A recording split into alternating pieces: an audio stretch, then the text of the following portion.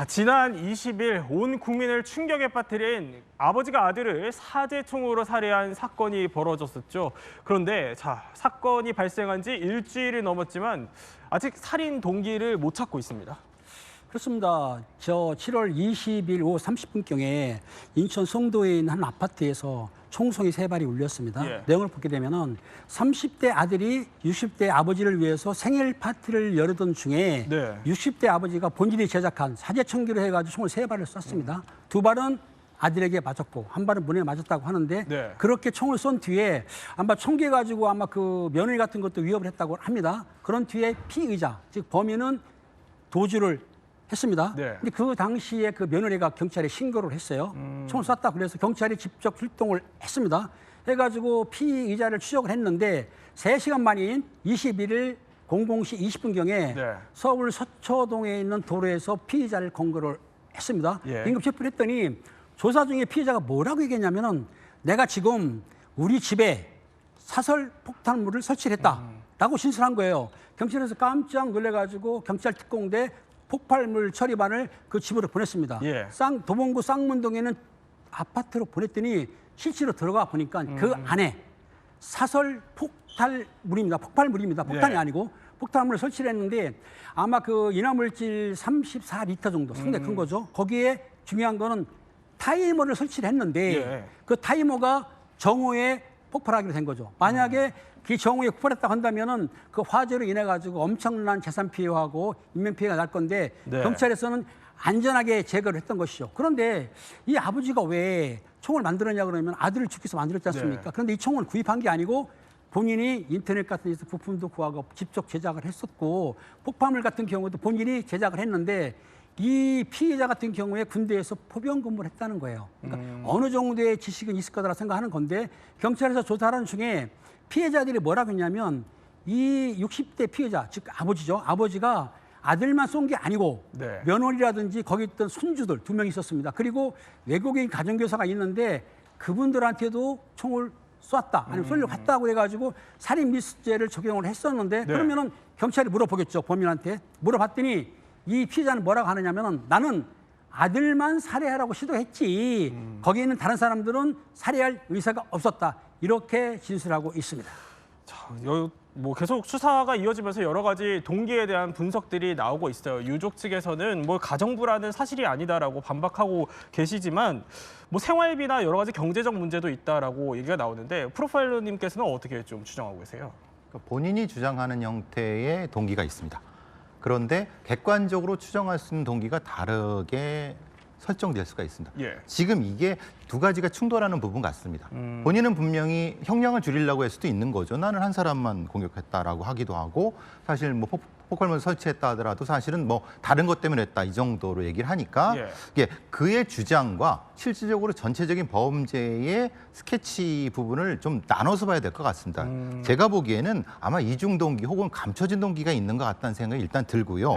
근데 지금 상태에서는 가정부라 이런 부분에서 근데 그게 범행 수단과 안 맞아요. 만약에 가족이나 아들을 죽이려고 했으면 굳이 왜 총기로 합니까?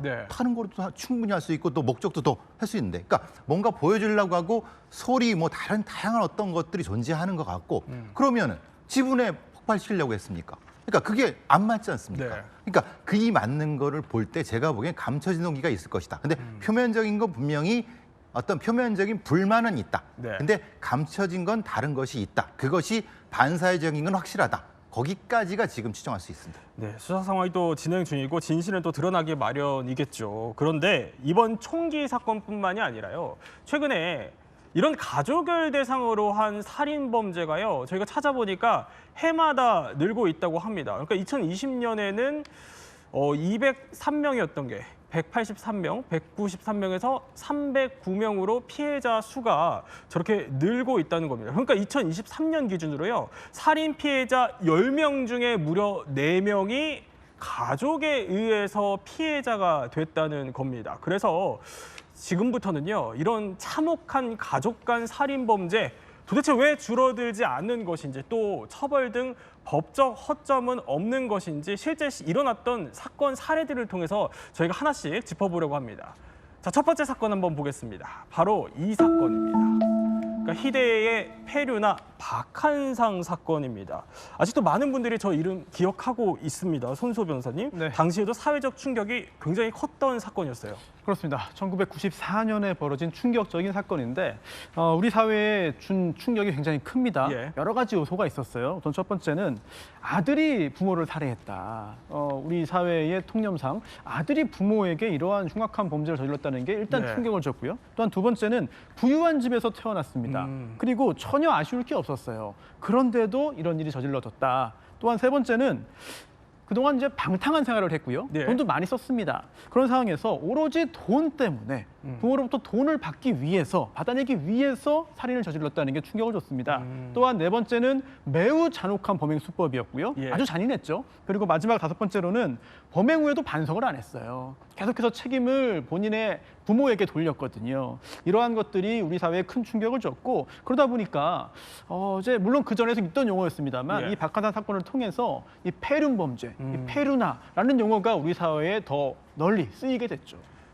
사실 당시에요. 얼마나 충격이 컸는지 이 사건을 모티브로 해서 영화와 소설도 만들어졌습니다. 영화의 한 장면 잠깐 보겠습니다. 네 말대로 내가 범인이라고 해보자. 그래서 내가 공식을 죽였다고 치자. 사람이 사람 죽이는데 이유가 있냐?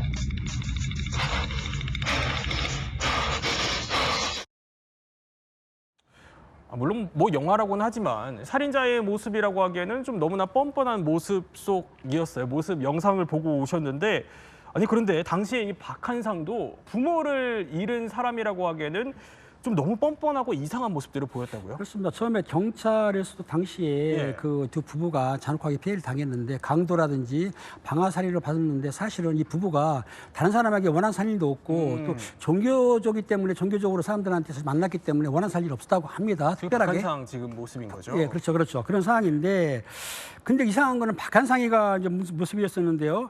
당시 그 박한상이가 의심을 갖지만 설마 네. 그 장남이 자기 부모를 잔혹하게 살이라고 생각을 못했었고 또 그리고 장례식 전날에 뭐 통곡도 했었고요. 그 장례식 전날에도 뭐 기절까지 할 정도였었는데 그런데 네. 이상한 모습이 보였습니다.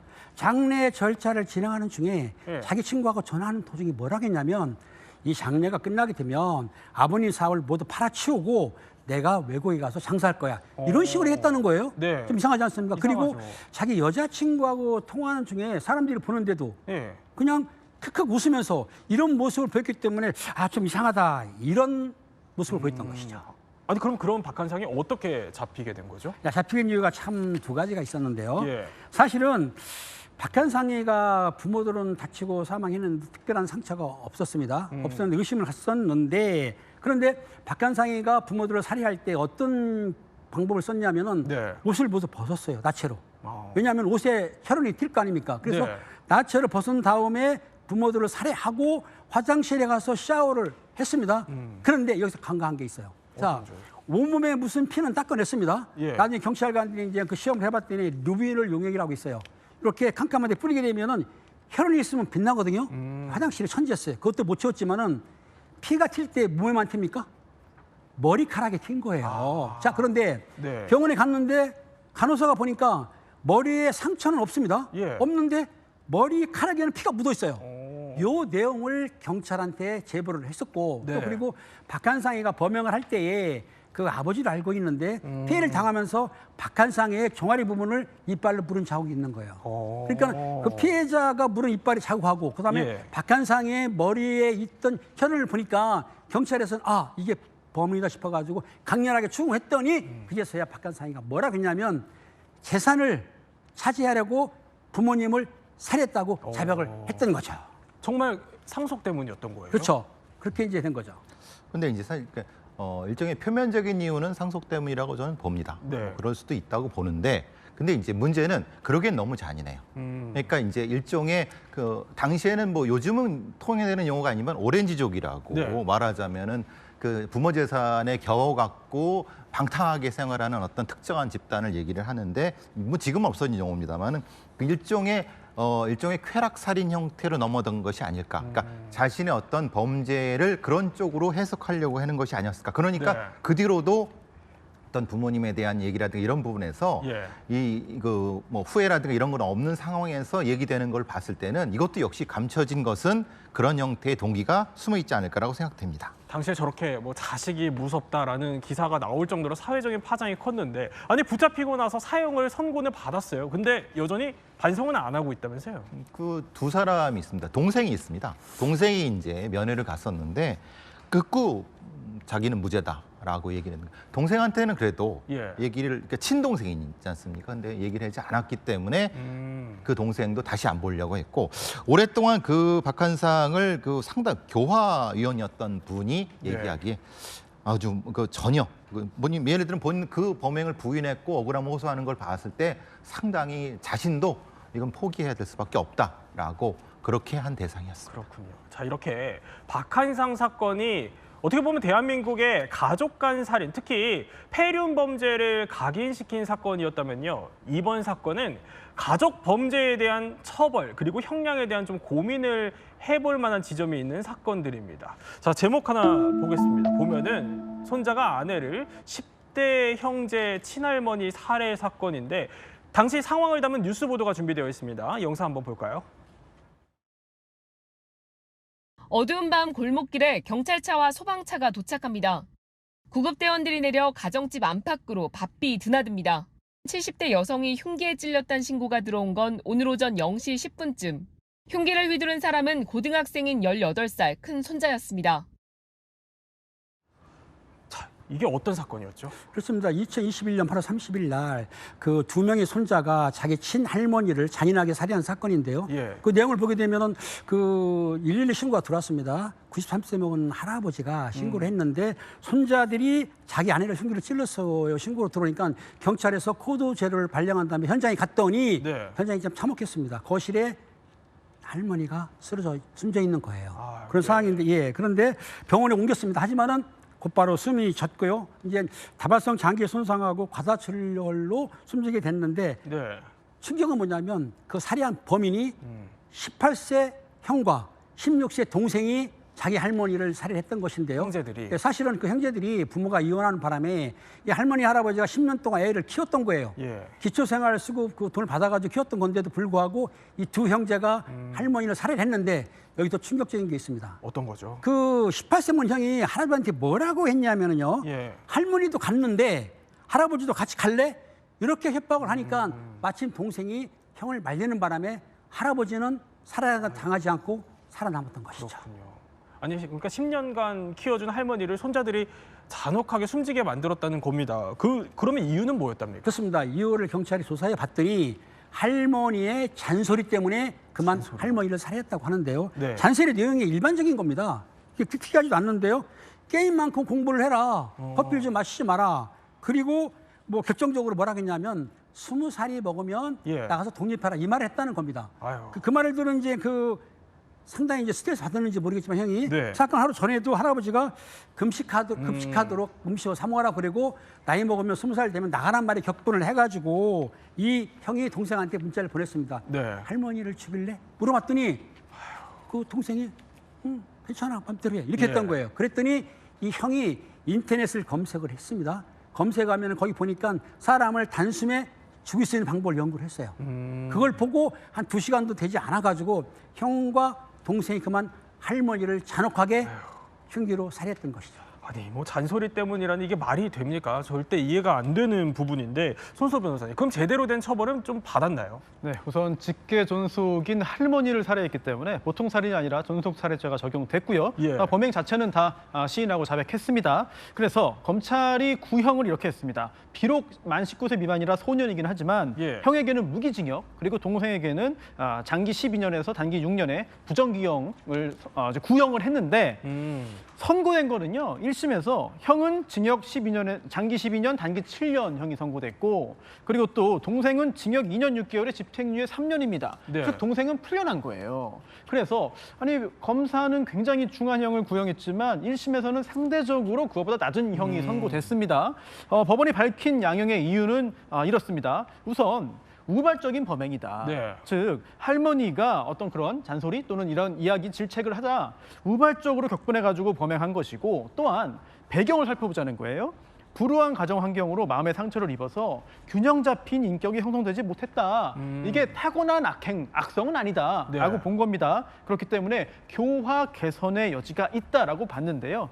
하지만 당시 사회적으로 큰 충격을 준 굉장히 중대한 범죄였는데도 불구하고 동생은 집행유예로 석방이 됐고 또한 형에게 선고된 형량도 생각보다 중하지 않았다라는 그런 비난도 일부 존재했습니다. 아니 그런데 사실 가족 간의 범죄 같은 경우는 어쨌든 인륜을 버린 반사회적인 범죄로 분류가 되잖아요. 그래서 이게 가중처벌 대상이 될 수 있다 이런 얘기들이 있는데 근데 이게 사실 따지고 보면은 모든 가족 살인에 또 해당되는 건 아니라고 해요. 그렇습니다. 가족 간의 범행이기 때문에 양형 요소에 작용을 해서 중한 범죄로 이어질 수는 있겠습니다만 그걸 따지기에 앞서서 애초에 적용되는 법조가 달라지는 경우가 있죠. 그게 바로 존속 살해입니다. 보통 살인의 경우에는 법정형이 사형, 무기 또는 5년 이상의 징역인데 존속 살해는 더 가중돼 있어요. 사형, 무기 또는 7년 이상의 징역입니다. 그리고 여러 차례에 걸쳐서 헌법재판소에서 합헌이라는 결정을 계속 내리고 있는데 전통적인 효사상 그리고 또 부모를 포함한 직계 존속에 대한 범행의 중대성 등등을 감안하고 있습니다. 그런데 가족 살인 중에서 이 직계 존속의 살인은 굉장히 좀 일부에 불과해요. 즉 가계도를 그려보면 좀 더 이해가 빠를 것 같은데요. 지금 화면에 나오고 있습니다. 직계는 바로 위아래로 수직으로 이어져 있죠. 그래서 위로 쭉 올라가면 직계 존속입니다. 부모, 조부모, 또 외조부모도 포함되고요. 증조부모, 외증조부모 위로 쭉 올라갑니다. 반대로 아래로 쭉 내려가는 건 직계 비속이고요. 또 좌우로 있는 것은 직계가 아닌 반계 혈족인데요. 그러다 보니까 자녀나 손자녀를 살해했을 때는 직계 존속을 살해한 게 아니기 때문에 존속 살해죄 안 됩니다. 그리고 또 형제 자매를 살해해도 역시 아닙니다. 우리 법상 법조가 달라서 직계 존속을 살해한 경우에만 가중처벌하고 있다. 이 부분에 있어서는 여러 가지 헌법재판소까지도 판단이 갔던 적이 있고요. 아직까지도 법조계에서도 여러 가지 논의들이 있습니다. 그럼 이번에 인천 송도 사건 같은 경우는 어떻습니까, 변호사님? 네네. 이 사건의 경우에도 아버지가 아들을 살해했잖아요. 그러면은 직계 혈족이긴 해요. 하지만 직계 존속이 아니라 직계 비속을 살해했습니다. 그렇기 때문에 존속 살해죄가 아니라 보통 살해죄가 적용될 것이고요. 다만 구체적인 범행의 양태에 따라서는 가중될 가능성이 있습니다만 적어도 직계 존속죄는 적용될 수 없는 사안이죠.